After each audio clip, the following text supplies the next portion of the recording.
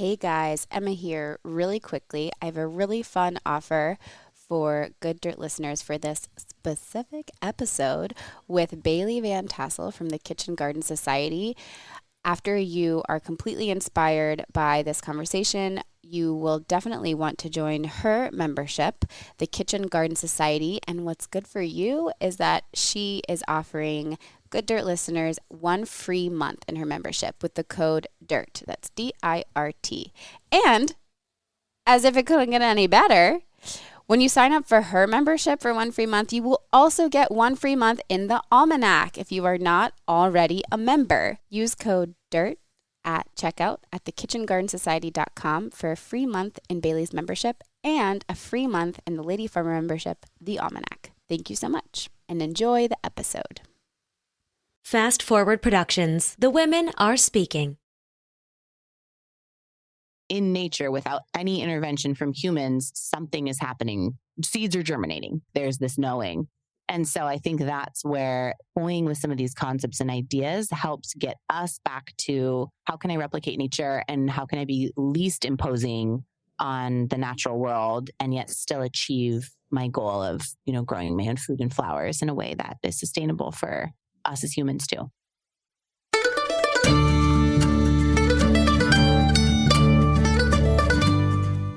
You're listening to the Good Dirt Podcast. This is a place where we dig into the nitty-gritty of sustainable living through food, fashion, and lifestyle. And we're your hosts, Mary and Emma Kingsley, the mother and daughter founder team of Lady Farmer. We're sowing seeds of slow living through our community platform, events, and online marketplace. We started this podcast as a means to share the wealth of information and quality conversations that we're having in our world as we dream up and deliver ways for each of us to live into the new paradigm, one that is regenerative, balanced, and whole. We want to put the microphone in front of the voices that need to be heard the most right now. The farmers, the dreamers, the designers, and the doers. So come cultivate a better world with us. We're so glad you're here. Now, let's dig in.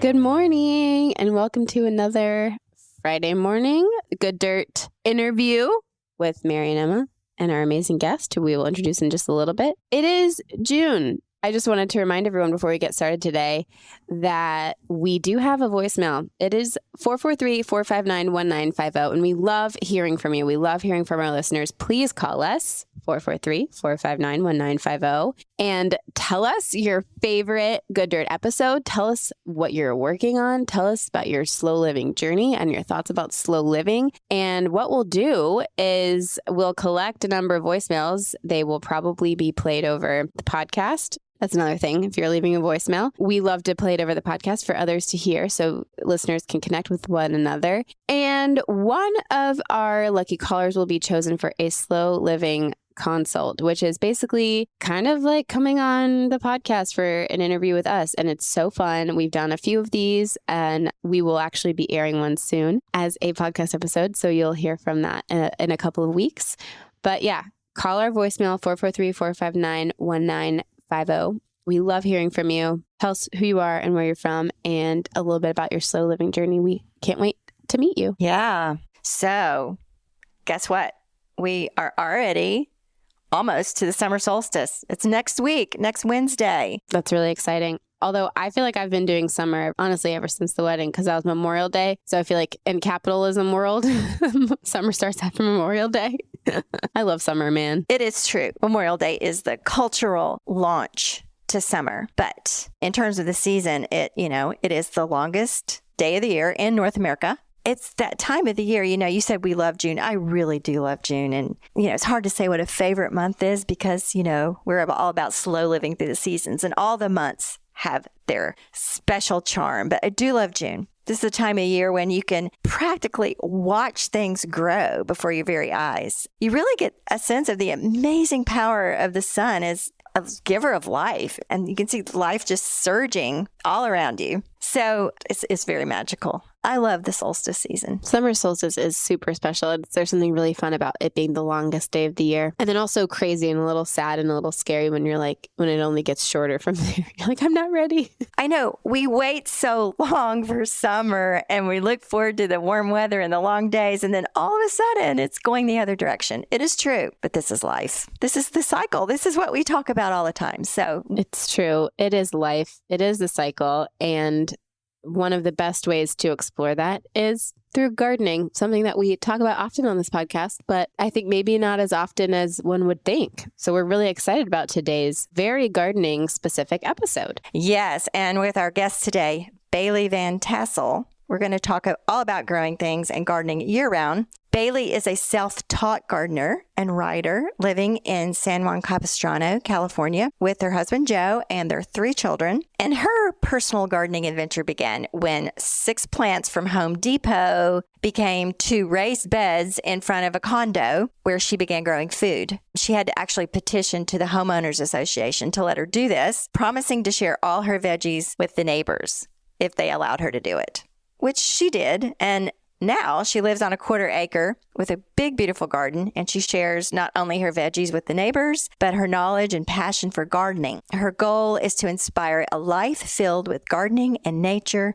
bringing the outdoors in as often as possible and adding a little bit of nature's magic into every day. Bailey is a delight. And she's the founder of the Kitchen Garden Society, which is a monthly gardening club subscription for all hardiness zones, with daily inspiration for living seasonally, monthly tips for sowing and harvesting, to-do lists, gardening lessons, and recipes. We know many of you will relate to the story of how Bailey adapted her vision for a rural life to a suburban setting, and how she has built a community around helping others do the same. So we enjoyed this so much, and we know you will too. Here's Bailey Van Tassel of the Kitchen Garden Society.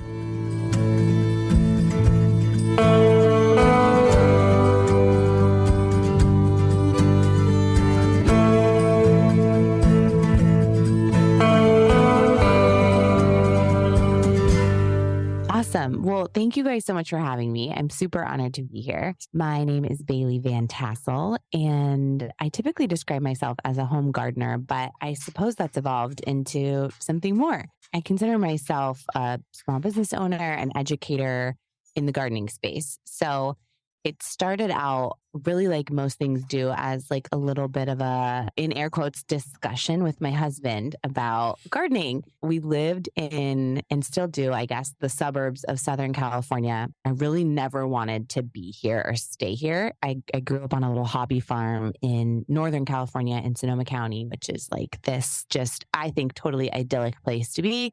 Anyways, ended up down here in the suburbs, and we were having these discussions about potentially moving and leaving California so we could raise our young family on like acreage and land and more space, which is kind of how I was raised. And it just wasn't happening. It just wasn't right. And so, one day kind of in this heated moment is just like, I need to have my big garden and my mini donkeys and my land and all these things. My husband's like, even if you had this dream farm that you think you want, I don't even know if you would like it. Do you even know that you like gardening? Like I had this vision in my head because of the way I was raised, and he was right. I didn't really know if I was going to like gardening for one and keeping mini donkeys and goats and chickens and the whole nine, I marched out the door and straight to Home Depot that day and bought like probably an 18-inch pot that had 6 vegetables in it. And I'm like, will these stay in here? Do I just leave them in here and water them? They're like, yeah. No, like definitely that's not what you do. But that got me started, and I really did fall in love with gardening, and it kind of just took over my life. It became something I was so passionate about. It quickly turned into not just a passion and a hobby, but something I was totally transfixed and enamored by. So I just started researching like crazy, and I cannot consume enough information about sort of gardening and permaculture and ecology in general. It snowballed for me. But that's how it all got started. And I started sort of documenting my journey on social media, and that picked up steam as 2020 rolled around and people became more interested in their own backyards. And that evolved into a full-blown career in business. That's so awesome. Yeah, no, that's awesome. Oh, I have to chime in here and say in our online community in the Almanac, we just had a discussion group. We met one night on Zoom, and there was a lot of people that had the same thing, kind of the same discussion going on in their family or had in the past. It was people of all different ages about, wanting more space, wanting to garden, wanting to have maybe animals, wanting to have the little farm or the big farm or whatever. And we just kind of process that together. What does that mean? What are people really looking for? And if they had it, would they really want everything that comes with it? Yes or no? And, people are on this huge spectrum about it. And some of it might be slightly romanticized, but some of it might be like a real deep passion that's untapped, like it sounds like you had. And some people might be able to satisfy this, yearning for more connectedness with nature, more connectedness with your own food, being surrounded by dirt, air, just space in smaller ways, in urban and suburban environments. So we just discussed sort of all of that. But I think that's just something that's out there a lot. People are thinking about this and wanting to do it. And here you are. And you discovered a very deep passion to it. And so now you have a business. So tell us about this business. Well, to speak to your point, I talk a lot about, I feel like an evangelist for the get started now with what you have and allow the process to unfold. Because definitely if we would have been like, you know what, we're just going to go buy a place sight unseen, move to Tennessee on acreage, I think I would have been entirely overwhelmed and it wouldn't have been that bucolic experience that you think you are signing up for. It's so much more work than anyone could anticipate. And I think there are a lot of trials being raised on our little hobby farm. I got to see the realities of what it really looks like and what it really costs time and money wise to take care of animals and to buy feed and to have horses that are elderly or sick, dogs that get hurt and animals passing away. And there's just so much. And I think there is a huge reality that people don't account for. And they just think it's like running through a field of golden wheat in your pretty dress. And I get it, because there are many days when I wish that was my reality. So anyways, get started where you are with what you have and allow it to unfold has been at least an experience for me that I felt was just deeply satisfying. And I became content with so much less than I ever thought I could have. That's such a good point. And another thing that came up in this discussion in our community was people are weighing, what about the children? Is this a good thing or not? There's all kinds of sides to that. Do you take your kids off somewhere really remote? There may not be neighbors or other children around. Do you homeschool? What's the school? All those questions. Or some parents felt like the city was too intense for their kids and they wanted them to have a different experience growing up. And other people felt like they didn't want to take their kids away from the city and all the activities and the opportunities. And so there's just this whole spectrum of things to consider. And so your children are young, and I'm sure you went through this in your head too. Where were you on that spectrum of what about the kids, raising a family? Yeah, well, it's so funny. My husband and I are absolutely the definition of opposites attract. So our kids are definitely getting influences where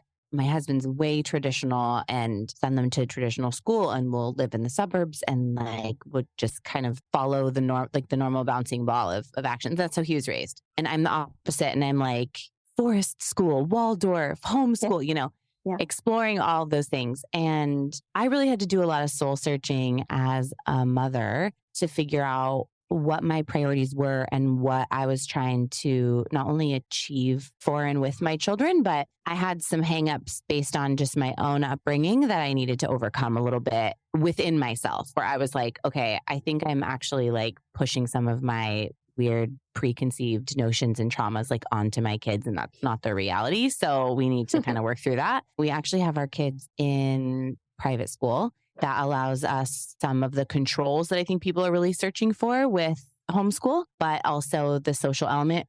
Everyone in our family is incredibly extroverted and social. So our kids really, really love going to school. And I think you can create an environment that your kids will like no matter where you are. But this just really worked for us. And I like being afforded the opportunity to work and having time to do that. But I had a lot of guilt about it because I am in a lot of circles where I do feel, for me, there's a component of traditional schooling that I don't agree with. And that's how much time they spend indoors and how much they're required to sort of sit and focus and hit milestones that I think are somewhat arbitrary. I just know that when they're at home with us, that there's a different life that they have, and they get to be outside and they're in the garden and we're going to farms and we're doing hikes and we're in nature and we get to sort of enjoy both. So that is what we've arrived at so far, but it's been somewhat torturous to come up with the solution because my heart is in a lot of places on that subject. And I'm still kind of figuring out, what is my instinct and what is me just being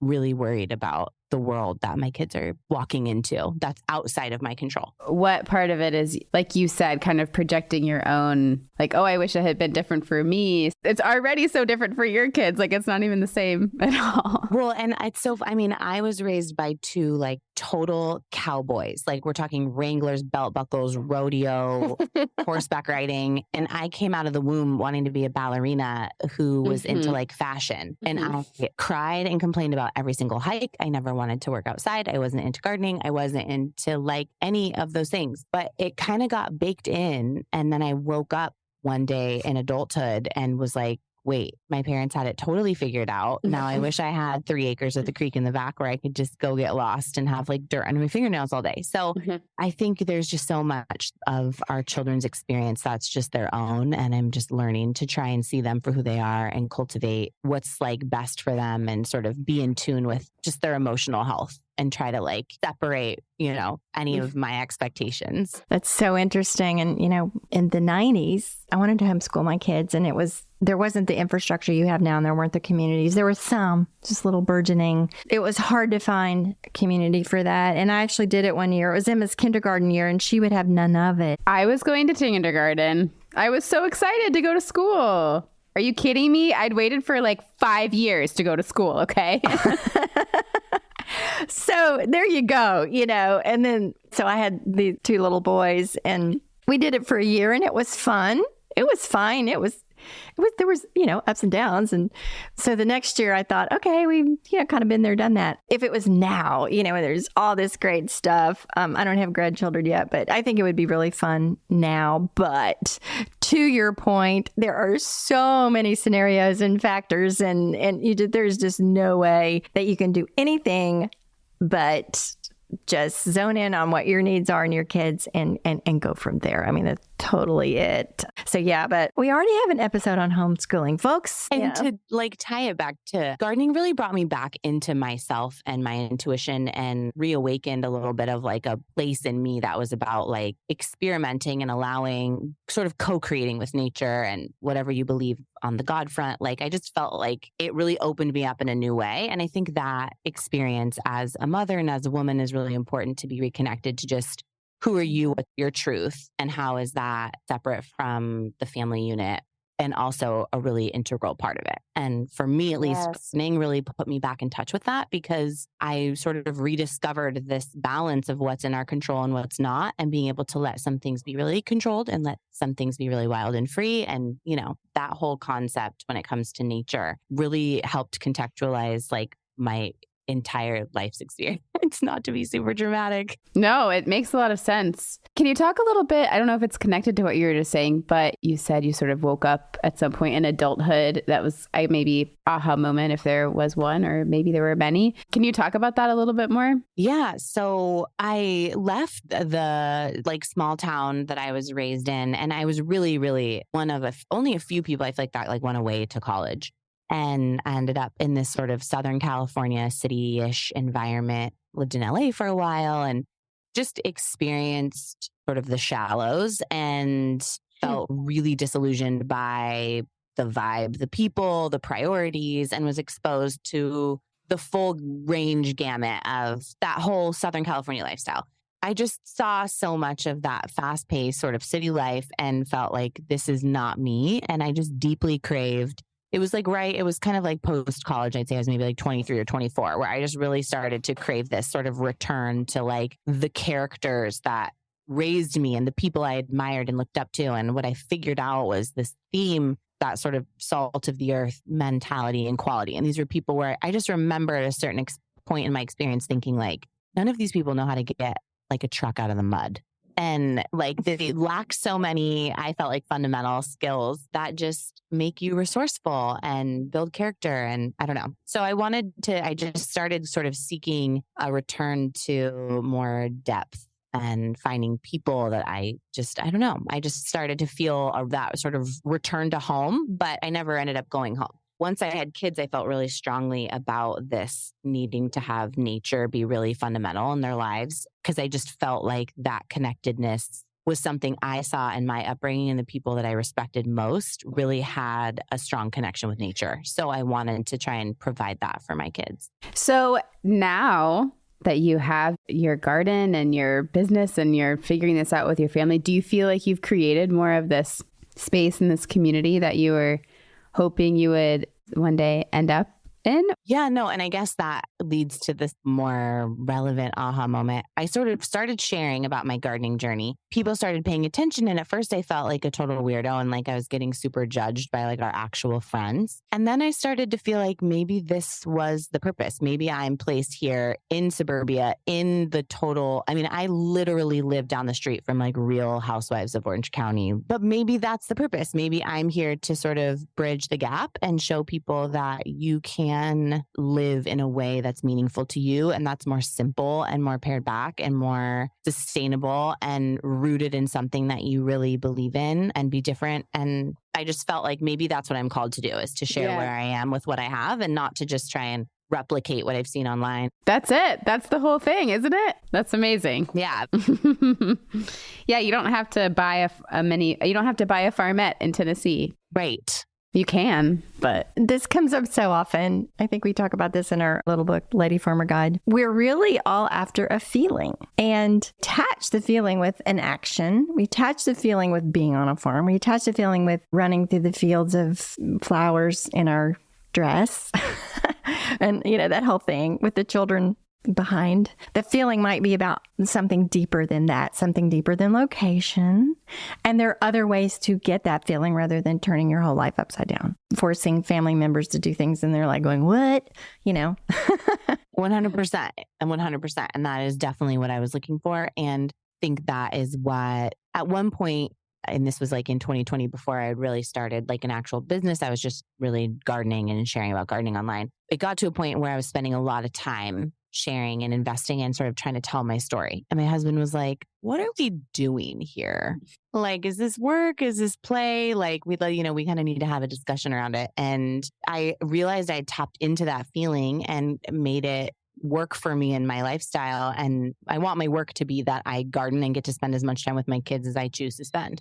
And so that was what drove me into sort of starting a business based around social media and also gardening. But I so agree with you that it's a feeling. And I think that there's a way that you can cultivate a community around yourself with common interests wherever you are that will help you tap into those feelings that you're looking for. Yeah, and I think it's safe to say that this feeling, or this yearning, we call it, is pretty pervasive nowadays, even in people who maybe have not identified it as a yearning for the rural life or the gardening or the dirt, but they're yearning for something that they might not have quite nailed or identified, like, what is it? And I think maybe that's why they're so drawn to like your content, and they see you, this busy suburban mom with her hands in the dirt, and there's kind of an awakening or a recognition or a connection or something there. So, I'd like to just maybe suggest that you're speaking to more people than even you're speaking to. I mean, not to get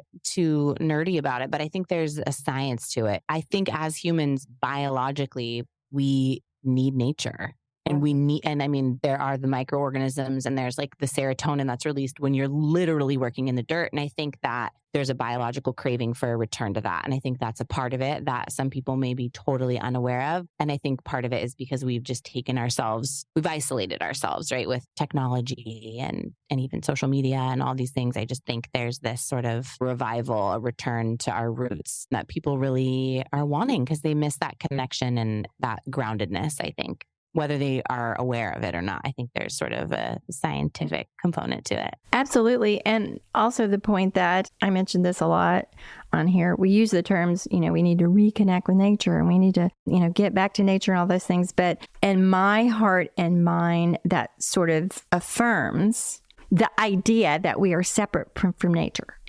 If we need to connect back to nature, then there's the suggestion there that we're different, when really there is no disconnection. We have just forgotten it, and we've modeled our lives as if we were disconnected, but we're really not. We're part of the cog in the wheel, and we don't act like it. We haven't acted like it for many, many thousands of years. We've acted and behaved as if we were set apart from the rules of nature. They don't apply to us. We're humans, and the rest of it is, well, we'll just make it work for us. But this larger movement is a returning of the consciousness that there is no separation, and a recognition of that innate connectedness. Bailey, can you tell us about your idea of a garden-inspired life? Oh, yeah. I started using this term, living a garden-inspired life, because it started out as gardening and then it snowballed into caring about a lot more other things, right? So I started understanding soil health, and where there's a lack of soil health, i.e., grocery store produce and mass market products and all of that. I got more into ecology and like climate, and just broadening my eyes became more open to just what's going on in the world. I just felt like everything tied back to being a really, really good steward of the land that I have in my care and my garden. And that really inspired me to just slow down and sort of get back to my roots in a lot of other ways. And so that's, looks for me like bringing nature inside, doing nature crafts with my kids, like baking bread from scratch. Like there's just something therapeutic about kneading the bread that you can't deny, and these are the things that I feel like they give me that feeling. And it was all in that, the feeling, I guess, is like a groundedness and at homeness within myself, and this assuredness. So when I meet other people or I'm in environments where I really feel in flow and like this sort of kinship, like I do with you guys, that's the feeling. And so the garden really inspired that for me and unlocked that for me, where I felt like a renewed sense of purpose. I kind of felt like I found my thing, but I also felt like less is more became a theme, and just seeking out, making my own salves and tinctures and pursuing sort of an herbalist approach. I'm very combo of sort of modern Western medicine meets Eastern, we're just a big mix of all the things. I'm not into really condemning the way anyone does anything. But for me, just being inspired by the garden meant paring everything down and going for that feeling of that groundedness. And so that kind of pushed me to create a lot of magic and what feels like magic to me in our lives. And that is rooted in a lot of just sort of nature, simple, back to basics style living. So tell us about how your business evolved and how that works, and how does that integrated into your everyday life? Let's just hear all about it. Sure. So the Kitchen Garden Society is a subscription, and that's my primary business. And it is a monthly garden club, essentially, but it's nationwide. It's all U.S. hardiness zones. And it was born of this realization I had in my garden that not all gardens are created equal, and not all literature for gardening. If you go out and buy like a gardening book, they're usually going to be addressing like the central zone hardiness zones in the country. And we're talking about first frost and last frost. Well, I don't get a frost. So a ton of that advice just does not apply to me whatsoever. And I realized that almost all gardeners are going to have a unique way of approaching the way that they plant and find like a rhythm with their garden. So I wanted to start this club, and now it's a membership, monthly subscription, whatever you want to call it. And every single U.S. hardiness zone is included. And we talk about what you need to be tending, doing, harvesting, sowing, and transplanting in your zone. And then we also have gardening lessons every month. And so those stack up. We've got archives now full of lessons. I do a big masterclass on planning. We deep dive on different subjects like planting potatoes or growing dahlias or vermicomposting, whatnot. We have experts chime in each month. We have seasonal recipes. We talk about seasonal produce because I think seasonal eating is really, really fundamental. And so it's just this monthly subscription that helps people that want to stay on top of maximizing their gardening experience, but also living some of that garden-inspired life. So we've got daily inspiration for doing that. And it's really helping people to save time and burnout when it comes to gardening, but also sort of live that lifestyle. So the kitchengardensociety.com is where that is. And that all really came from the way that I design our rhythm and our lives. And trying to give people actual good deep dive information when I started sharing on Instagram, and Instagram content lasts seconds and then it's just gone into like the ether of Instagram.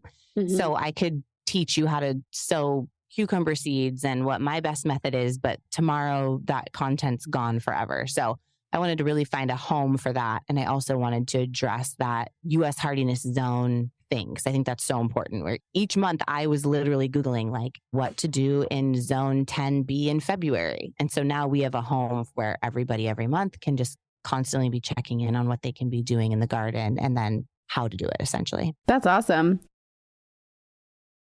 Can you talk a little bit more about your garden and your sort of gardening style? Give us like a audible tour of your garden and sort of how you go about living your garden inspired life. Yeah. So it started out as 2 raised beds and then we moved and we had a little more space, but it was the pandemic. So we had to wait because lumber prices were crazy and we're in a new space and you really have to live in a space before you're going to do it. So I actually gardened in ground the first year at this house we're at now, but that evolved and now we have 10 raised beds. We're currently deep in the fall winter garden, which is my favorite because we have very few like pests and disease here this time of year because our humidity has been cut down and it's just really temperate and lovely. So we've got tons of broccoli, cauliflower, chard, spinach, lettuce, calendula, snapdragons. Most of our herbs grow perennial here. So we've got all that going on, pansies, nasturtium, onions, garlic, shallots. That's all happening in the garden. Actually, just the other day, my son came in and had like a huge handful of onion greens. And I was like those are for like onions that were growing like bulbs and, those are not ready.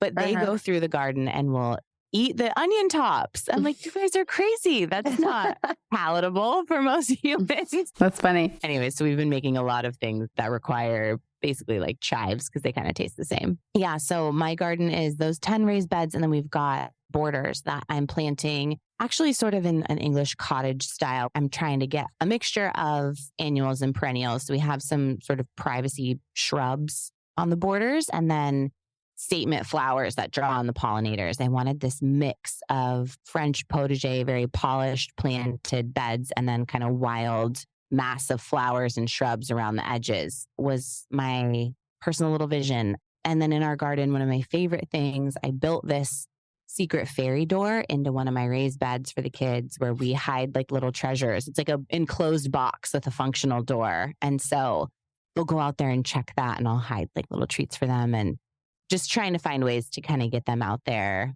because I know following mom to hang out with her like wears off. Once they're getting around 5, they're like, you're not, I want to go do my own thing. I've got a couple, I feel like planting vertically is really important. So I have a lot of trellis structures happening, moving around all the time. I'll be testing out a new trellising system for tomatoes this year. I do not like growing tomatoes. I'm like the only gardener on the planet that just despises tomatoes. I feel like they're invite trouble. I don't know if you're the only one. I think that people just don't talk about it. There's like a secret society of people that actually don't like growing tomatoes. But I want to make marinara and get into canning and live that life. So we won't give up on the tomatoes yet. But yeah, I should be turning my beds over for an early spring planting. Sort of as my crops rotate out, I start a lot of the early spring crops and then a big late spring planting for my summer is kind of how I plan it. But we pretty much have something growing year round out here. That's so cool. Lucky, but also a little exhausting sometimes.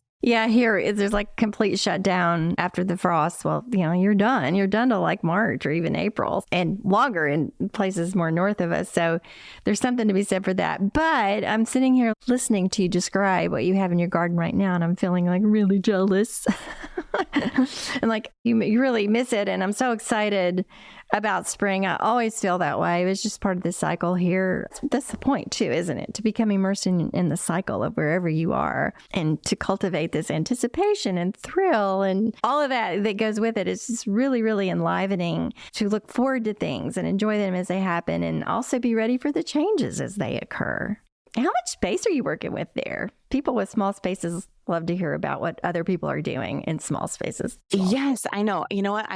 Let me run a quick calculation because I've been trying to talk about this and I don't know, I'm not really a numbers person. So I'm always kind of over number details.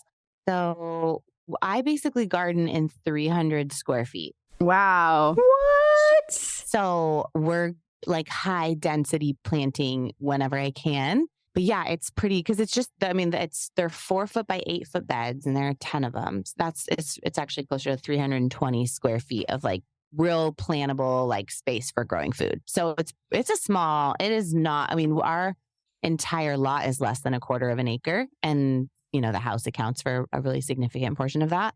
I can replace fully some crops, but there are some things I'll just never be able to grow enough of to fully replace them in our diet. I could adjust our diet, of course, but we do the best we can. What would you say some things that just don't work in that space? Well, this year I tried like Brussels sprouts. We actually eat a ton of Brussels sprouts and we'll just never have enough space unless that was the only thing that we grew. Brussels sprouts are hard too, kind of high maintenance. Yeah. And then I just feel like they're one of those things you grow it once and you're like, I don't know. We have it's called the Ecology Center close to us. It's a farm with a farm stand and they're just incredible. And so highly seasonal and anything I can't grow, we go there first and then the farmer's market. And those crops that just take more space, they need 2 to 3 square feet of space. And I'm always crowding everything because that's my journey. And I'm always like, you don't need that much space. And then my broccoli is kind of like wah-wah. But we grew a lot this year and a lot of enough cauliflower for sure because we don't eat that often. But I'm always just sneaking things into our food and it's fun to play with it and see. We eat so many more vegetables because we grow them. It's like I harvested it, we have to eat it. Like this is what we're doing. That keeps me inspired for sure. Are the kids on board with all the vegetables and how do they react to that? It's my greatest brag as a mom because my kids really will eat almost anything and they're big veggie hounds. Roasted cauliflower is my son's favorite, but they're out there, like I said, they're eating like raw onion tops and I can't keep the peas. We just grow for like garden snacks. So anything's fair game out there. But yeah, they'll eat almost any vegetable, fruit, berry, nuts, all that stuff. They're really good eaters. And I like to think it's something that I did as a mom, but it could just be them. Yeah. But I do think the garden, allowing them, like when we talk about it, they cook with me a lot too. I'm like, you grew this, and they get to harvest the carrots and it's super satisfying. So they're usually out there pulling carrots that are totally not ready yet. And they're just eating them dirt on and everything, which is like my greatest joy and accomplishment as a human. So how old are they, if you don't mind saying? Yeah, 5.5, 3.5. And then my newest is almost a month. He's like almost 4 weeks. Oh my goodness. Okay. Oh, so that's wonderful. So you've got 2 really actively involved young preschoolers. So inspiring, so very inspiring. And they'll just grow up with those sophisticated palates. You say, sophisticated, I guess a couple of generations ago, this was all perfectly normal, but now you have to kind of cultivate that in children because there's so many other things that are calling to their taste buds. Yes, I know. Well, and I just always, and this was kind of, my husband and I both kind of were raised this way. I was kind of just, I make what everyone eats the same thing.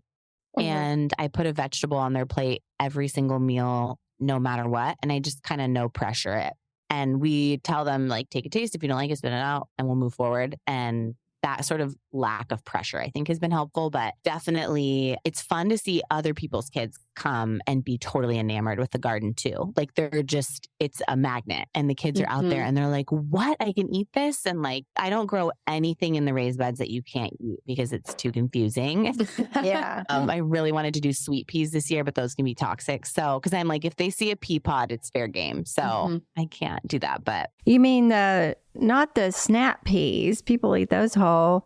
You mean like the shelled ones that you actually get the peas out of? No, like flowers. Yeah. Right. Yeah, I've heard that. And now I get this dilemma where I'm like, I want sugar snap peas, but should I save these for the kids? Because it's like, I think about what they're eating over the course of a week as opposed to a day. It's way less stressful. So it's like, if you want to make sure they're getting their veggies in, they're going to want those, but sometimes I want those, Yeah. What's funny is the whole sugar snap pea thing trend, like everybody grows down, everybody knows those, and you serve them at parties. They're great dip and everything. It's a fairly new thing. And I like the English peas that you grow, and you have to open them up, and they're just so delicious. And, not many people grow those anymore. And it's hard, you can get seeds and stuff, but it's just the snap peas are so easy, and you can eat them right off the vine and everything. That I think that they're more popular now. But I like those actual peas like you're talking about, because my kids eat a ton of those frozen, which is bizarre. They'll just eat them frozen. And so I'm like, well, I should just grow these. They're harder to grow for me, but our pea season is now. Like winter is pea season for us, which is unusual. So I've been testing out when's the earliest and latest I can grow peas, and you just have to grow a lot to like fully replace. Yeah, but they're vertical, so it's a good thing. But yeah, I just planted mine. It's kind of early, but they definitely like cool weather. Once it starts getting hot, they sort of like start going, Mom, So anyway, I wanted to hear you talk about, you mentioned permaculture, and I know you're, conscious of regenerative gardening and all that. So what are some of the things you do particularly that point to that? Yeah, that's a good question. I'm still like learning and reading and researching, and I have big dreams for our property. But the goal, I suppose, and what I'm trying to do is create, and this is a permaculture concept, these different sort of rings and layers of our property that satiate the wildlife and keep them at bay as you get near to the home. So right outside our doorstep are like herbs, and then right beyond that are veggies, because that's what we use. And then just beyond that would be this outer layer where we start getting into more feral land, where there's like birds are eating the berries, and squirrels and gophers, and we have pests like anyone else.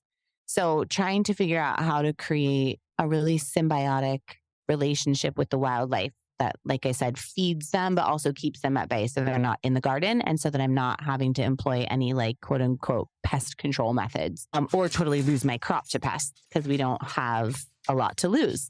So that's really the goal too. And then I think weaving in as many native or similar to native plants. In California, the native plants are so different than in other parts of the country, but around the world, we have South Africa, for example, Australia, have a lot of plants that work really well, feed our soil really well, are non-invasive, and can be sort of supplemented. So examining what those options are as we're looking at landscape plants and border plants and things like that. And so that is something else we look a lot into. And then I'm really into this concept of guilds, which is like the area below trees and fruit trees. We've got a lot of dwarf fruit trees, and I want to be growing things below them that feed the trees in the soil, that bring in beneficial bugs, that keep away the bugs we don't want, and really examining that on all levels of our space. And that's where I try to draw on a lot of those permaculture principles, which are rooted in those concepts. And then I also love to get kind of woo-woo with some of the biodynamic stuff, where we're kind of going out and trying to honor the plants in the soil and the moon cycles and the tides and all of that, and tie that in. So it makes the evolution of who you are as a gardener, I think, really fun to pursue as you get to know all of that better and get to implement these fun things. But I'm really excited this year to make, like chive spray to keep mold away, and comb-free fertilizer and things like that, that on a small scale make a lot of sense, because having like a giant hot compost heap isn't happening for me. But there's so many, bokashi compost, like there's so many other things that are just really natural ways to tap into a regenerative solution.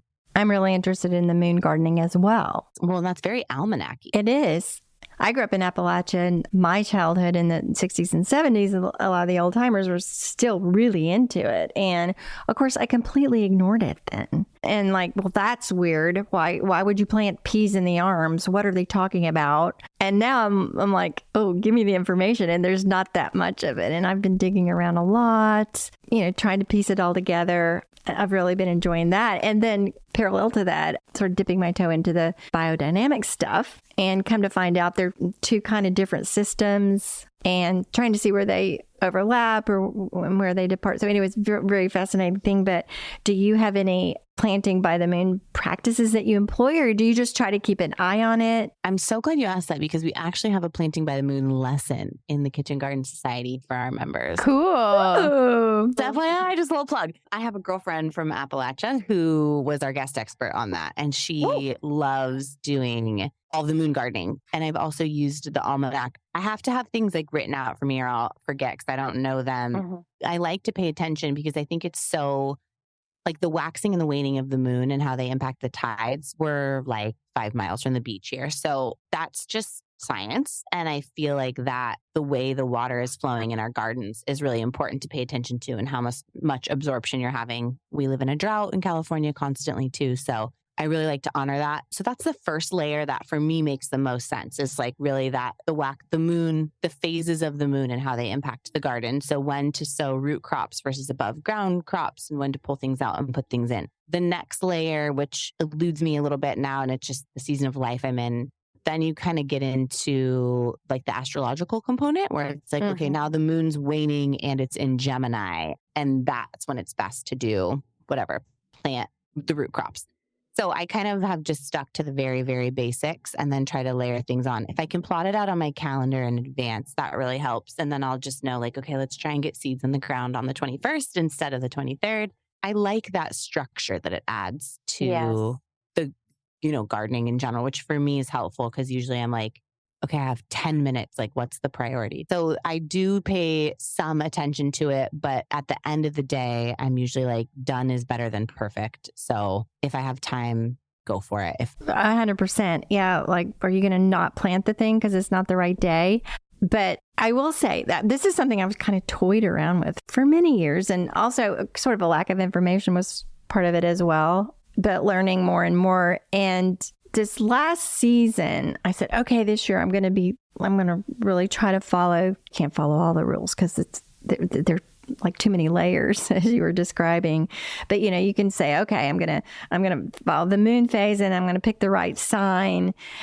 I will say that my garden had a certain sort of holistic feeling about it. Whereas before, my gardening style is more wild and so it'd be just like a great big old mess, But somehow this year the mess seemed a little more cohesive and maybe my imagination, but I was really conscious of it this year. So now this year I want to dig in even deeper, try to employ some of the biodynamic stuff. But does the biodynamic system utilize that general rule about the waxing and waning of the moon? I know they say that it's best to plant things a few days before the full moon, but that wouldn't be the case necessarily in the astrological thing. It would totally depend on what sign you were in. Like what if Leo was right before the full moon? They would say, don't do that. Leo's a fire sign and, it's not going to grow. At the end of the day, and this is, I guess, more of a permaculture principle. So traditional gardening, victory style gardening is actually so... You have to like strong arm so much of it, right? You're like imposing your will so hardcore on the garden back when people were like really into obviously like pesticide, fungicide, you know what I mean? Like getting rid of everything because they're just really trying to impose their will on the garden. And I think what I'm always trying to do is actually replicate nature. And that's where it starts to make sense that you follow some of these practices, the waxing and the waning of the moon and all that, because in nature, without any intervention from humans, something is happening. Seeds are germinating. There's this knowing. And so I think that's where toying with some of these concepts and ideas helps get us back to how can I replicate nature and how can I be least imposing on the natural world and yet still achieve my goal of, growing my own food and flowers in a way that is sustainable for us as humans too.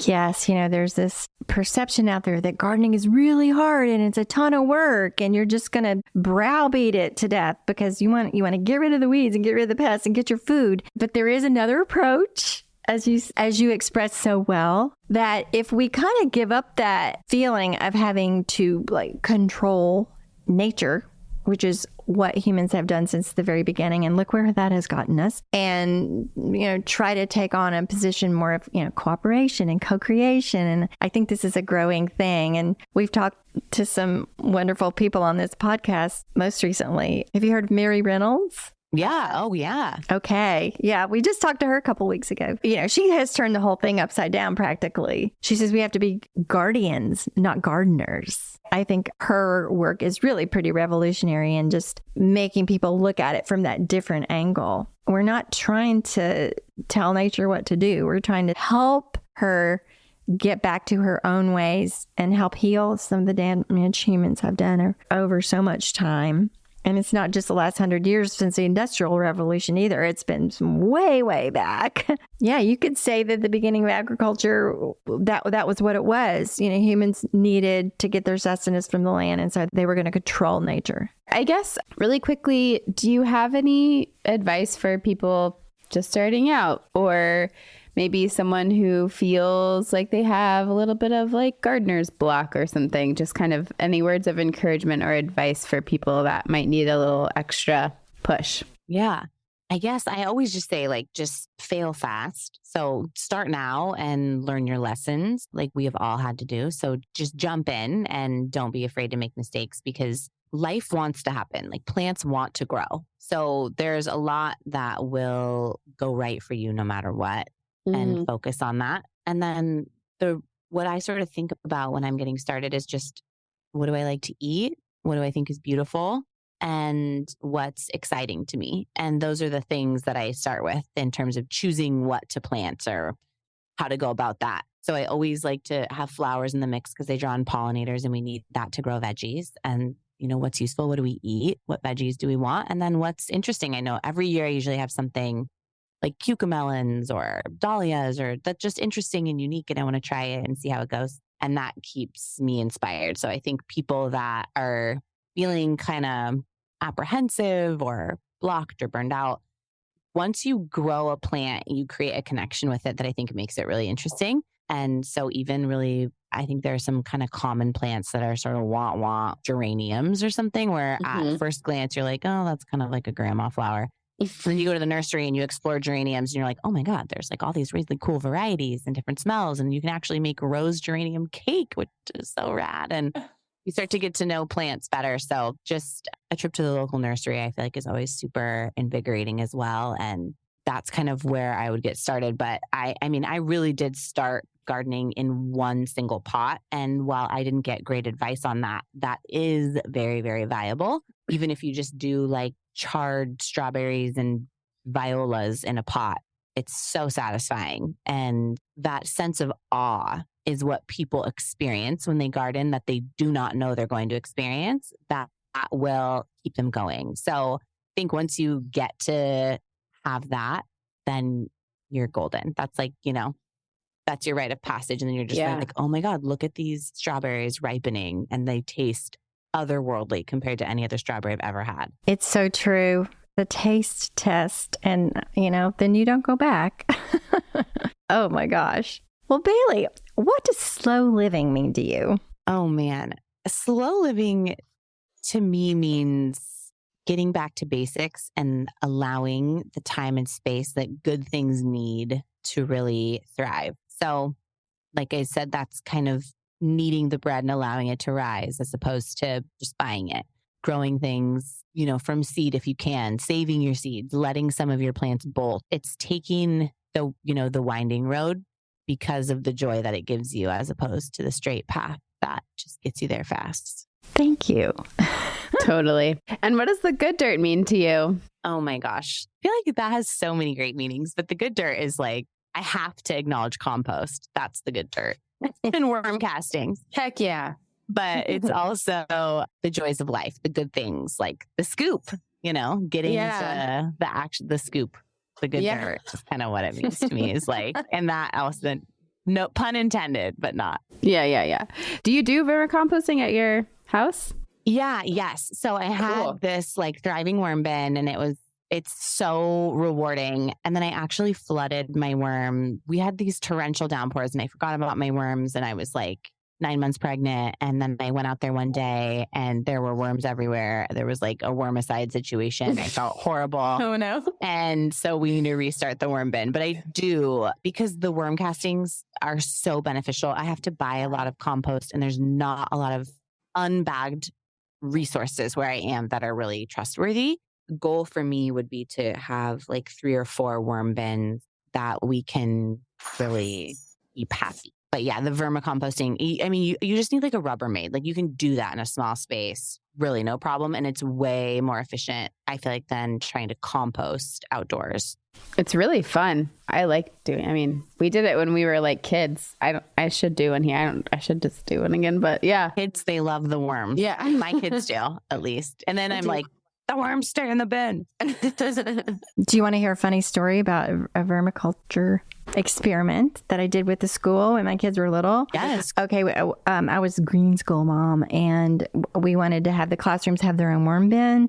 The principal of the school was very reluctant. I think worms inside and the dirty bin and worm poop and all that. She just wasn't sure about that at all. I talked her into it. I talked it up. This is so great. All the things, we guided them through it. And I was in my son's 4th grade classroom, and we did one in there. And, I had it up for a couple of days. I don't know what happened. Of course, you talk about flooding the worms out. Somebody poured too much water in it or something. I don't know. But they walked in the classroom one morning and the worms had crawled out because it was too wet, and they were all over the room. So this went over really, really well with the adults. But anyway, that was funny. And so, yeah. I'm just imagining too the questions, like my kids, it's like, did the worms die? Where are they now? It's like, oh boy. It was gross. They were everywhere. Once the worms get out, it's like they can be kind of stinky and like, it's not a good situation. They want to be in the dirt. But if there's too much water in there, they'll come out. Like when you were a kid after a rain, you would see all the worms on the sidewalk. This is like they would come up for air. So you're a woman after my own heart. That's so going to be me with my kids, like trying to push the worm bin on the school for sure. Yeah, there was a few things. Like there's also a plastic-free lunch. This is in like 1998 or whatever. My mom suggested that the entire school one day, like bring your school lunch, there'd be no trash. And that was like so hard for people. It took weeks of prep. Yeah. Oh my gosh. Like this is how you do this. Bailey, is there anything else either you want to chat about, or we like to ask also, what is it that you want listeners to most understand about the work that you do? Wow. Yeah, that's a good question. I feel like it's really meant to serve, like to bring people joy and contentment and utility.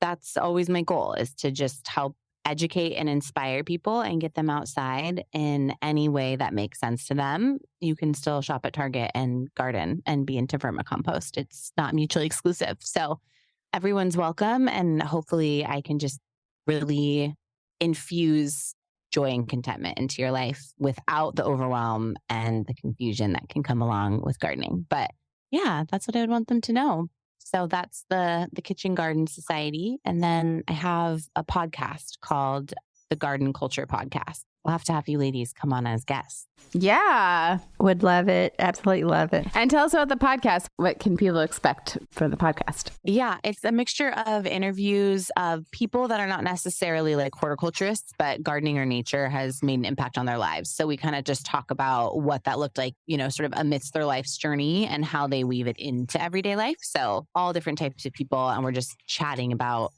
kind of similar to this, just gardening and ecology and regenerative things. And the other half is more gardening, how to, and sort of living seasonally, where I just have some solo shows. And we always do at the beginning of the month, sort of an ode to the month and what to expect from it, gardening and foraging and traditions and how nature plays into our lives for the month. And then other sort of skills and inspiration that we can talk through, like how to garden with kids or how to garden if you don't actually own any land and stuff like that. That's awesome. I've listened. It's lovely. Very, very valuable. Fun. The podcast life is fun. I know. It's super fun. We feel really lucky. Yes. You guys have created a great space, and I'm super grateful to have been a part of it. Thank you so much. Thank you so much. And how can people look you up and get involved with you? Primary place you can find me is just BaileyVanTassel.com. I'm Bailey Van Tassel on Instagram. And then the kitchengardensociety.com is the membership. So those are the places to be. Very cool. Well, have a great rest of your Friday. Yeah. Seems like your baby slept the whole time. I'm thinking so. I'm getting a picture from my husband of them. They're lounging. So we're nice. doing good. We're living that newborn life, which is a little bit of a fog, but I was following you. There was a few weeks I feel like where you're like, I'm just ready for this to be released. I was so miserable with this pregnancy. I'll be the first to admit I was cranky, and I think I had probably some like antepartum depression going on. Like I was just not feeling okay. And so I got really antsy the last like 2 weeks, which is crazy because plenty of babies go beyond their due date. But he came 2 days before the projected due date. And I was so grateful and had a super fun birth experience, which is like a conversation for another day because who doesn't love a good birth story? But so where I felt like so happy, but now we're just like nursing around the clock and just living that, the newborn life is kind of, it's such a blur. It goes by so fast. So I'm trying to just soak it in because he'll be our last. Oh, well, I'm glad that he arrived and healthy and that you're good. And thank you for your time. I know you're a new mom and you're running a business and a house full of kids. And thank you so much for taking your time today. No, it's really my pleasure, ladies. So I'm grateful. Thank you. Thank you. We will be in touch. This has been so fun. Likewise. Bye-bye. Bye-bye. Bye.